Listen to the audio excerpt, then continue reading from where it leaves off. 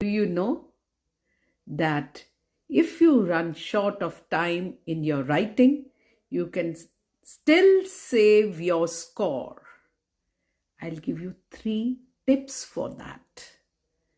And what are that?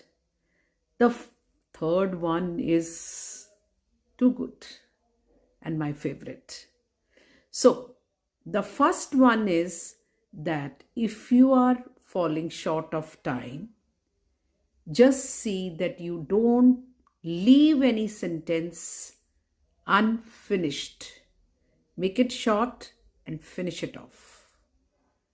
And the second one is, if it is an opinion essay, shorten your idea which is against your opinion and make the paragraph which is for the opinion a bit lengthy.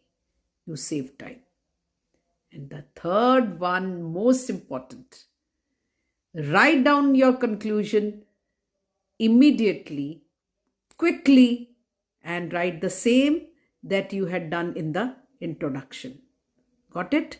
The examiner will feel you have completed your essay and not cut short it. Got it? Then implement it.